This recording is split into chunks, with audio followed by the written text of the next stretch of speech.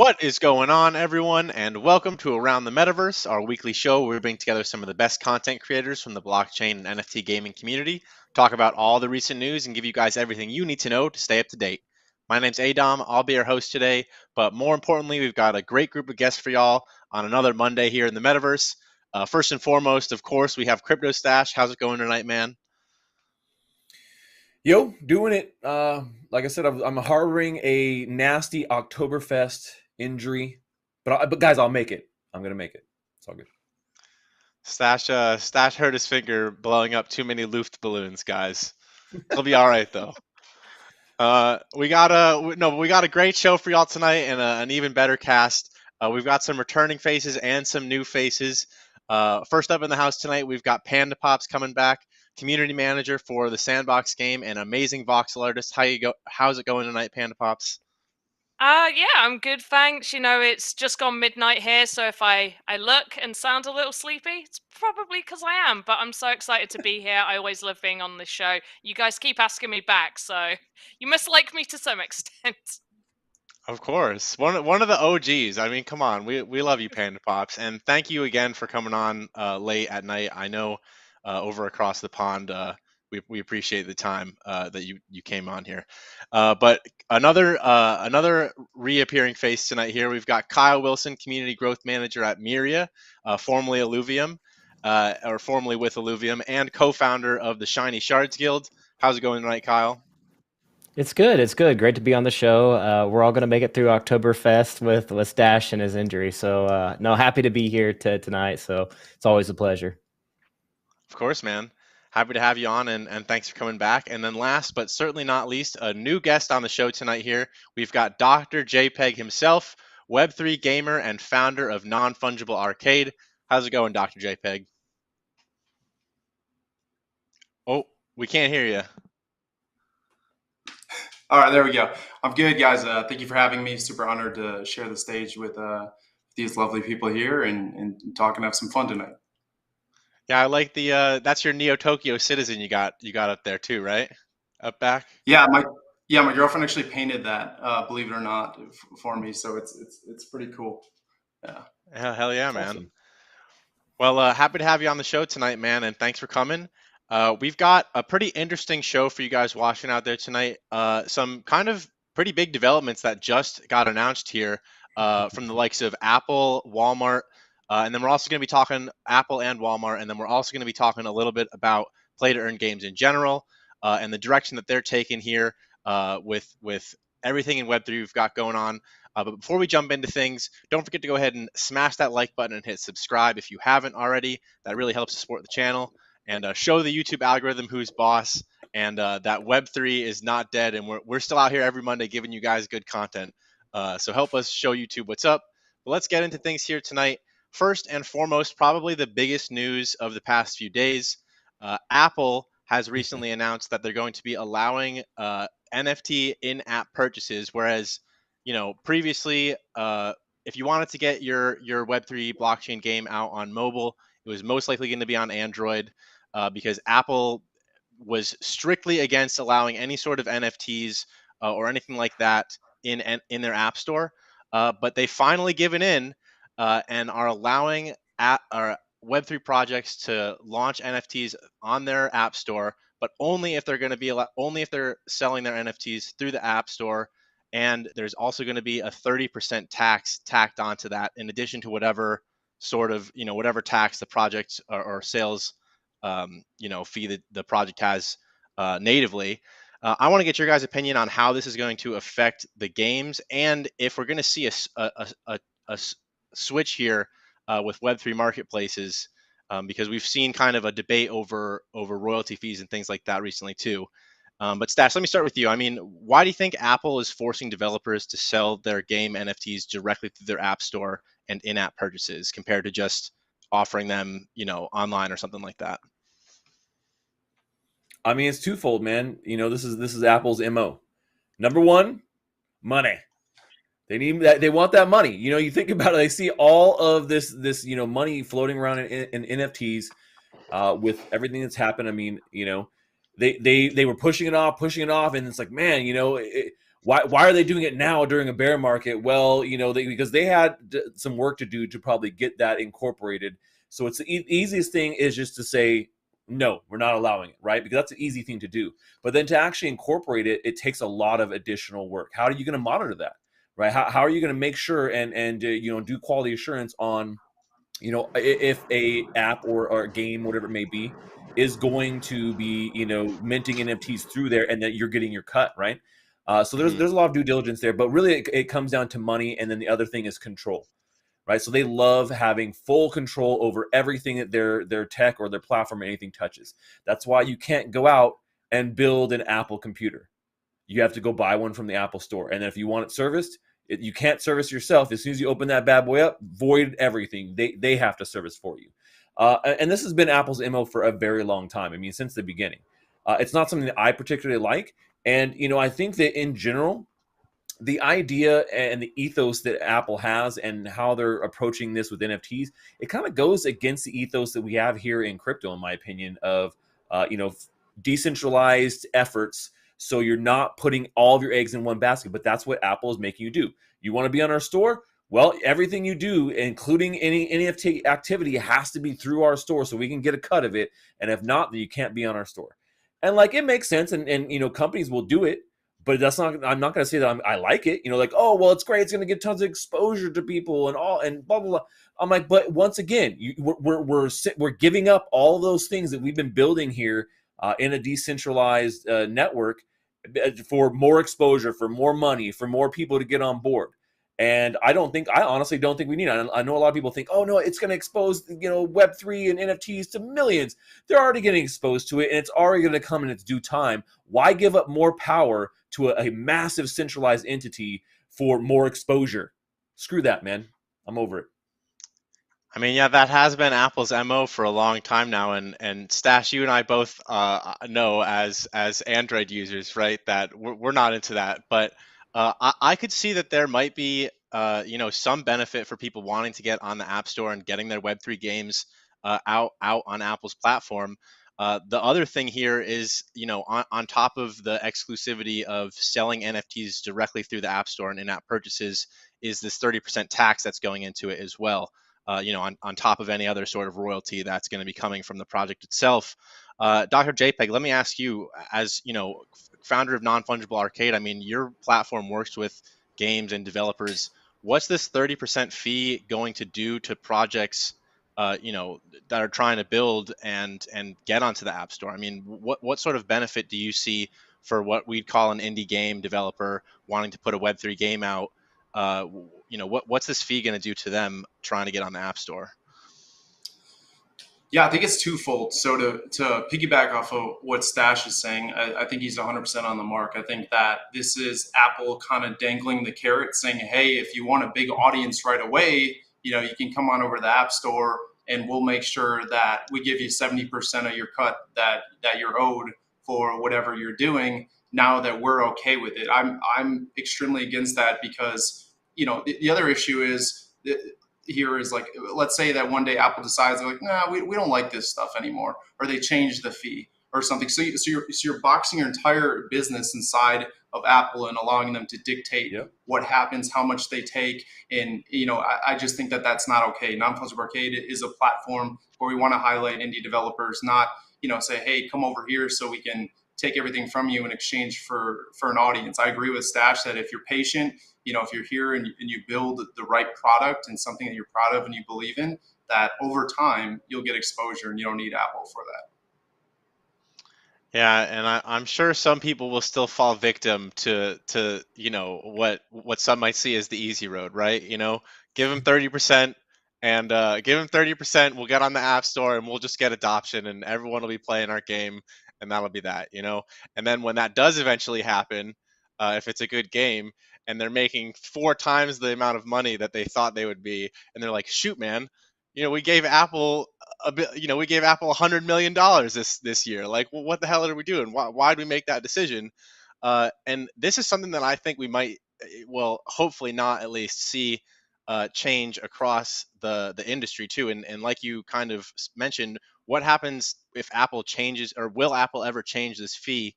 I'm curious to see whether Apple will bring this fee down, or if we'll see other Web3 marketplaces like OpenSea, Magic Eden, and even like the royalties that are built into NFT collections that are launches move from the 3% to the 30% mark. I mean, Kyle, let me ask you: do you think that we're going to see marketplaces change their fees, or do you think we'll see Apple capitulate eventually and change this 30% to something lower? Yeah, I don't see that marketplaces would change their fee structure just because it makes it more appealing for users to go to that platform instead of use Apple.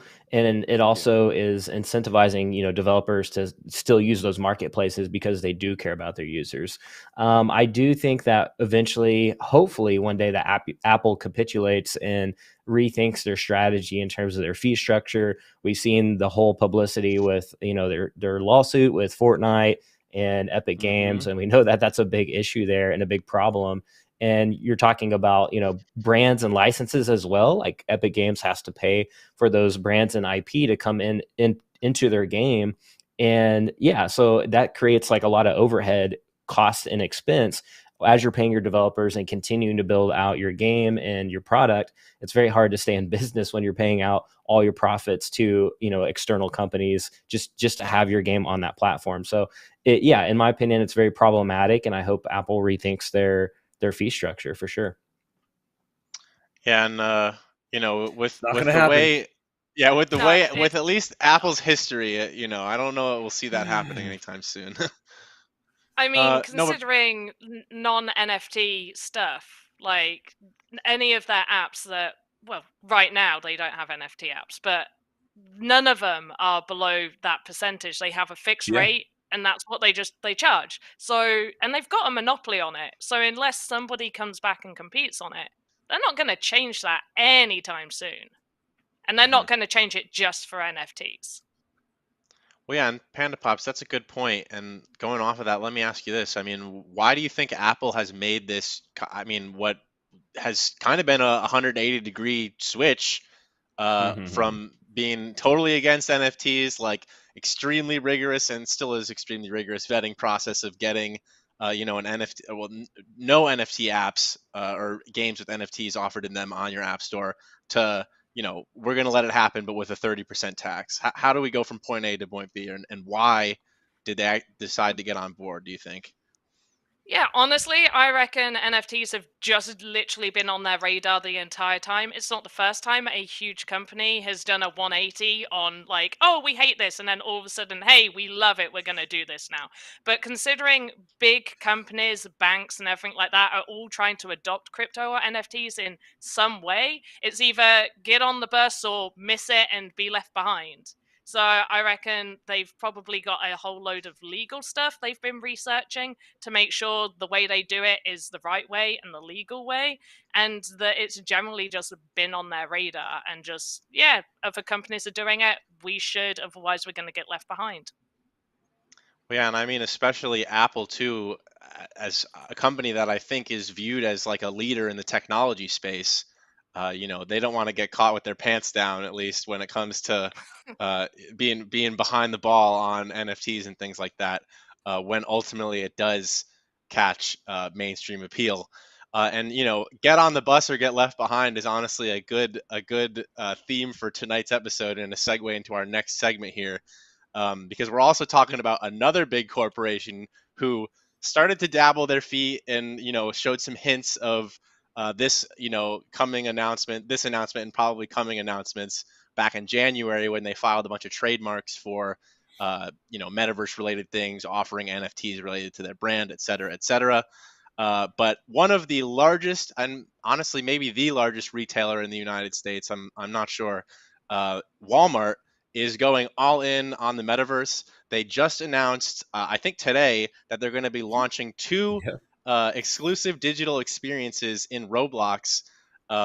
One called, what was it called? It was called Walmart Land and Walmart's Universe of Play.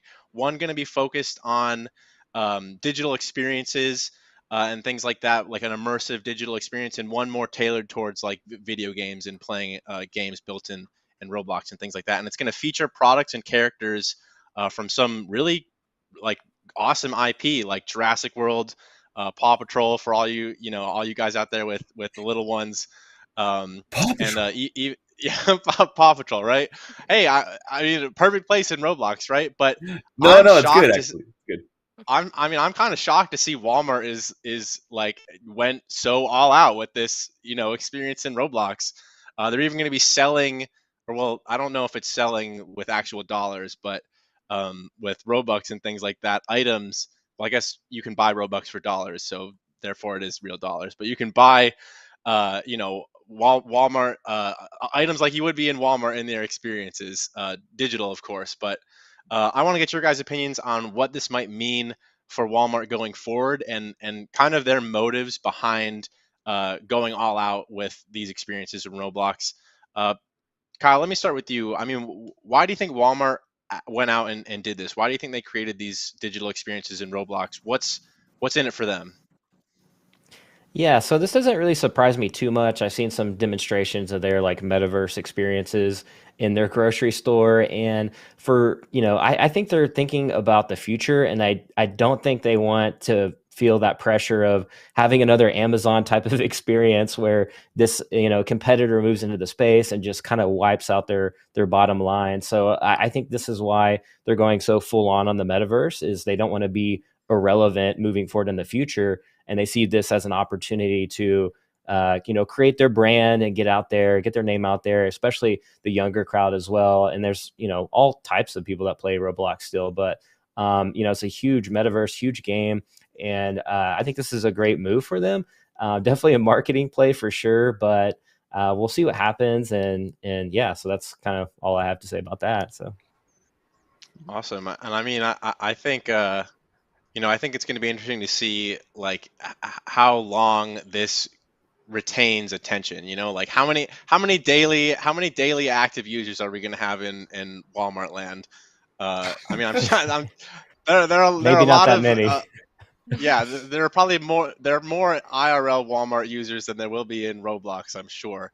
But Dr. JPEG, let me ask you. I mean, like, what's Walmart doing going out and advertising in the metaverse? I mean, they're like one of, if not the largest retailer in the U.S. They already have a ton of people coming to them, every day to buy things. Why do they need to advertise in the metaverse?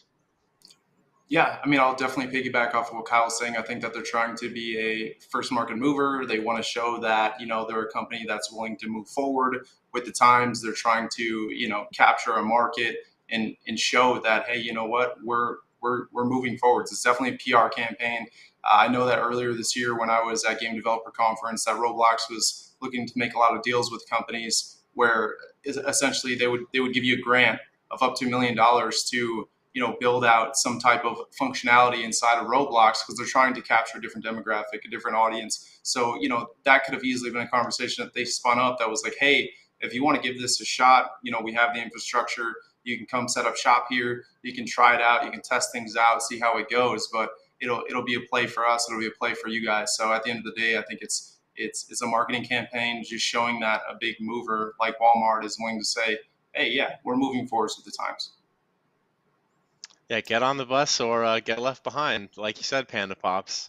And in Dr. JPEG, you bring up a good point too, and I want to ask you this, PandaPops, because like, why do you think that uh, Walmart chose Roblox compared to, say, for example, like a Web3 or crypto native metaverse project like the Sandbox? I mean, would the Sandbox, I mean, I guess maybe you can't say from the Sandbox opinion, but like, do you think a partnership with Walmart and the Sandbox would have made sense? And like, why are we seeing Walmart go with Roblox instead of, something that might be a little bit more tailored to a different demographic like crypto fans?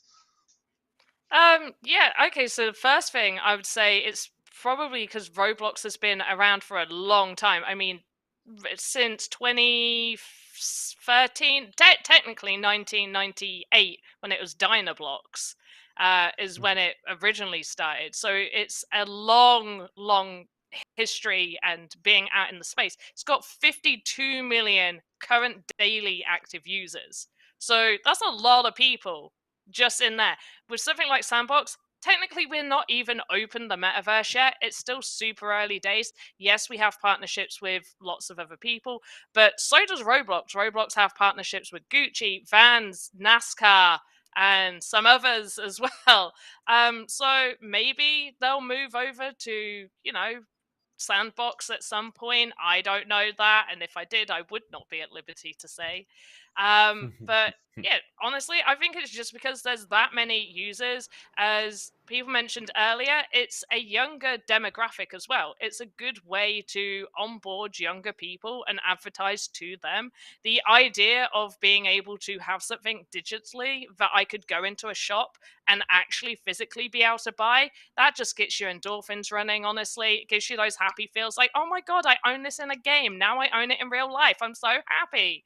And you just get that like little rush of endorphins and dopamine of just, you know, playing a game, getting something, and then seeing it in real life. Gamified retail shopping is what we have here. Walmart is making it fun to shop again, everyone. It's No, but dangerous. The amount of times you go into the shop for a loaf of bread and you come out with like 20 different things. Now you're gamifying it. yeah, They structure the you go stores to that way too. I mean, it's you crazy. never go to the You know, grocery store hungry. yeah. I'll say like something my girlfriend says all the time now is like, all these stores I go to, they have more things that I want and less things that I actually need. And I always thought that was a good quote. You go to the store and it's like, man, I need this, this, and this, and you can't find those damn things, but they got all this other extra shit, and you end up walking out with something. Because you're right, they understand how to pull the strings there, to get you to buy stuff. And as much as I hate and distrust Apple, I hate Walmart and distrust them just as much. So, as much as like, oh, it's just another cool, like fun little metaverse play. Sure, on the surface, that's what they're doing here. And, that's what all marketing is. It's like, well, why does Coca-Cola still need to market? Well, they do anyways, right? They have massive marketing budgets. And so they want to be everywhere they can to keep their brand in there. But what it comes down to, man, is that all these massive mega corporations like this, they just want, they want the best way to indoctrinate our youth and make them good little consumers, so they'll continue to spend their money as they get older and old. And they, Walmart, they know no one's going to use this thing, though, man. No kid is going to be like, yeah, I want to go jump in a Walmart. That's why they have to partner with other brands to try and make experiences that will make them interesting, because Walmart itself sucks balls. It's that simple. So that's why they're like, oh yeah, we'll bring in, little kids, and we'll bring in, puppy dog pal. That's how we'll rope them in. And I mean, it works.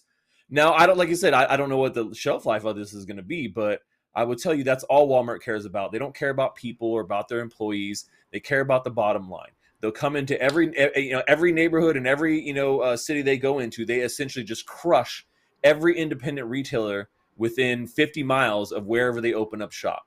And so, is that something I support? No. Would I want my kid rolling into Walmart metaverse? No. But most people just don't give a shit. And, the fact that it's on Roblox makes it easy for them to get at these kids when their parents aren't watching in a platform that is made and designed for kids. And whereas, it's going to be a benign experience. They're still going to, Walmart will be all there. The logos will be all over, and you're going in the thing, and it's going to, and it incentivizes kids to go shop and get them, mommy to go spend money at Walmart with them. So, But not yeah, something I'm a huge fan of. I want to go to Walmart for my birthday this year, Dad. I know, Walmart birthday parties. I mean, like you're talking about, like they had like the Black Friday, like all the people smashing in through the doors, like trampling each other, literally people getting injured and dying so they can get good deals on freaking flat screen TVs. Does it get any worse? Well, that will be the piggyback game off of that they create, right?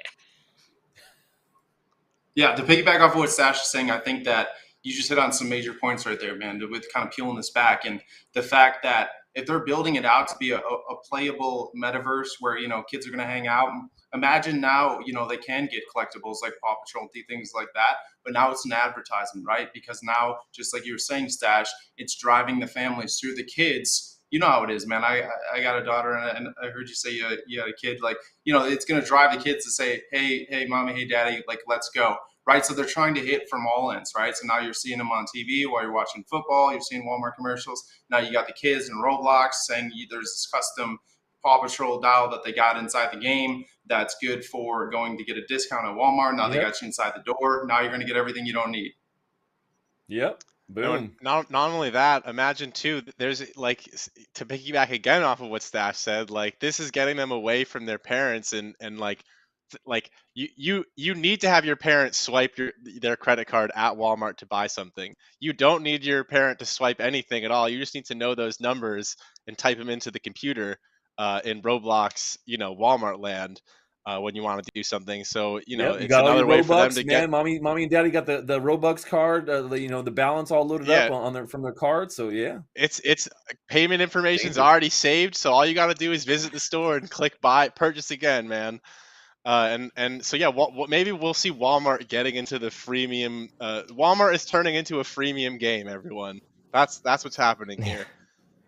Yeah, it's No, but good that these companies are at some form kind of good on them for like accepting technology and trying to promote it. sure. And but I guess the big con is everything that you guys are saying is like there's going to be those big cons of kids spending tons of money and like Stash was saying earlier, that kind of predatory type of marketing. So is it worth it? I don't know.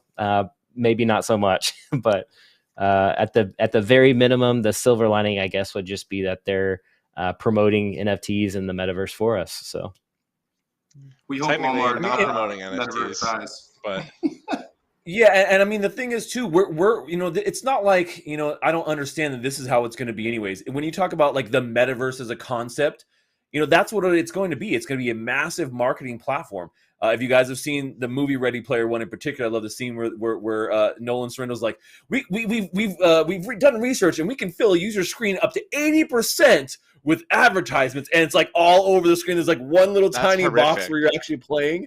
So I mean, is it coming? Yeah, but I mean that was a great. It's a great kind of a social commentary on what we're seeing already right now, where that's what people want to do, and nobody wants that experience, But we're like okay with it in certain ways, but we need to make sure that we have a hand in saying what that's going to look like versus just letting mega corporations dictate that shit for us.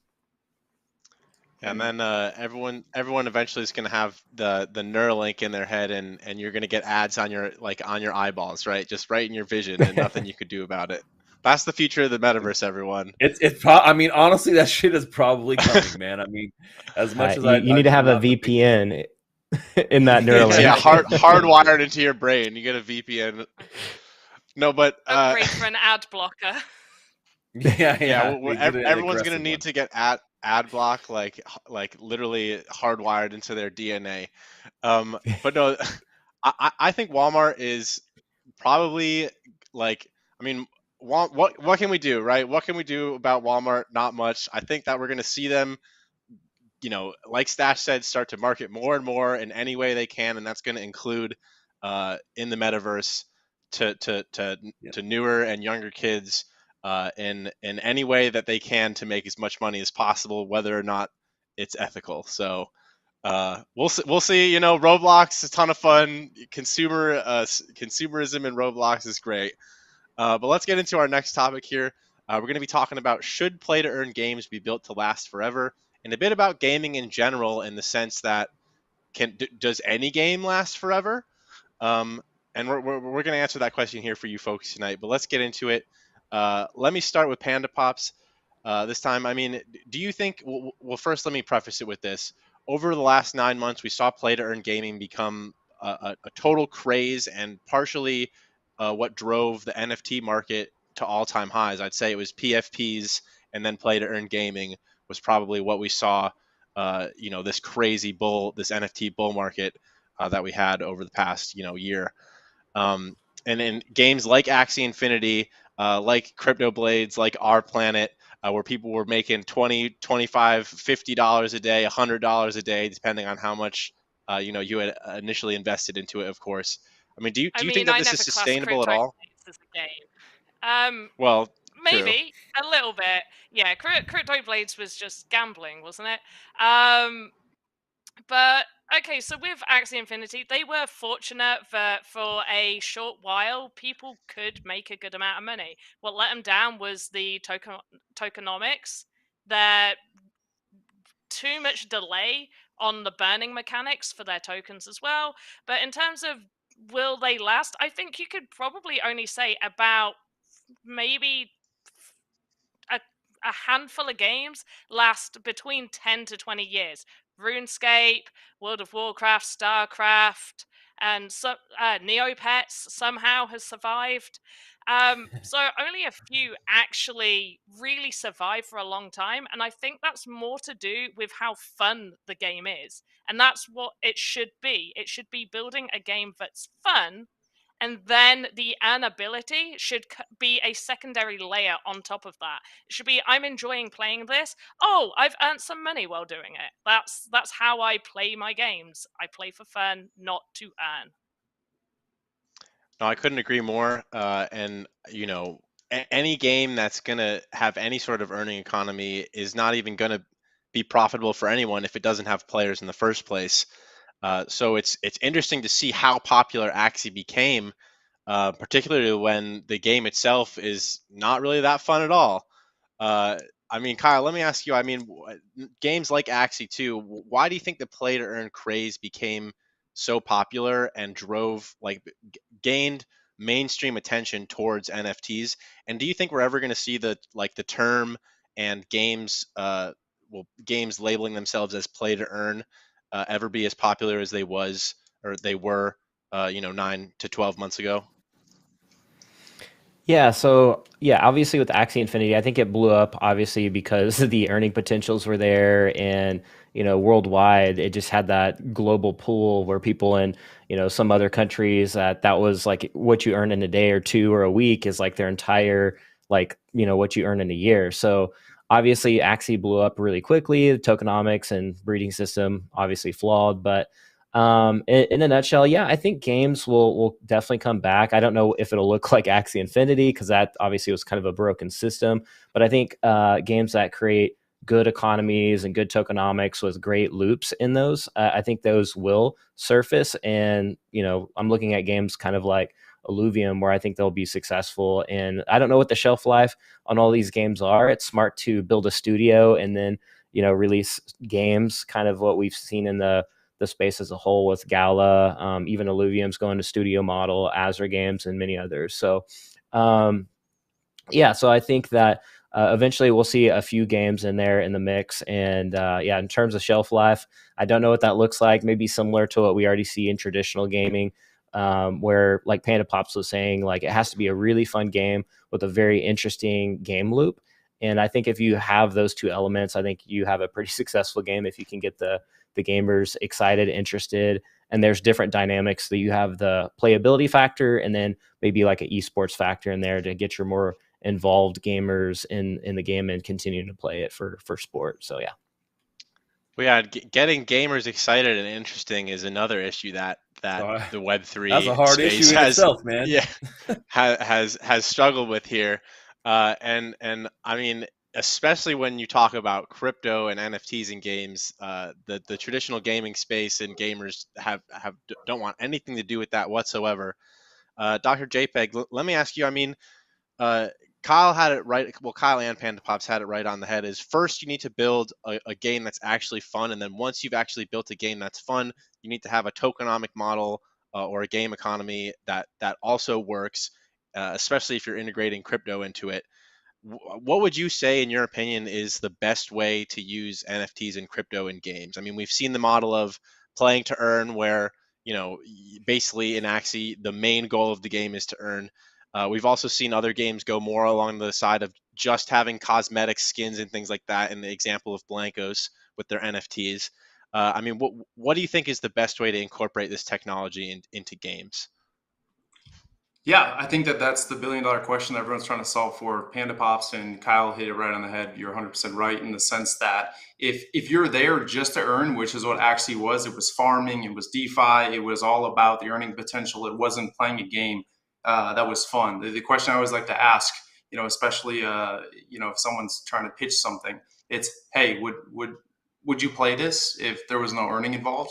And if the answer is no, then it's not a game. So that kind of answers the question in regards to what I think we can classify as a game, whether it's on the blockchain or not. But when it comes out, I think NFTs can be incorporated. I think that there's a variety of ways. I think that the sky's the limit as long as you get creative. But to PandaPop's point, there needs to be a gameplay experience first. You need to have something that's fun, that people are willing to come and interact with. They want to play. They want to take their time, their precious time, and their hard-earned money to come and interact with your ecosystem, however that looks. I can only tell you what we're doing at Non-Fungible Arcade. It's play to own, meaning that as you hit milestones in the game, a very arbitrary example is you get 1,000 kills in our game Citadel Slayer, you unlock a skin, you get to level 33 times, you unlock a weapon, things like that, and then those have value to you because they're limited and then they're seasonal, and then obviously the more difficult they are to unlock, the more rare they are, and then you can let them sit in a custodial wallet or you can mint them on chain.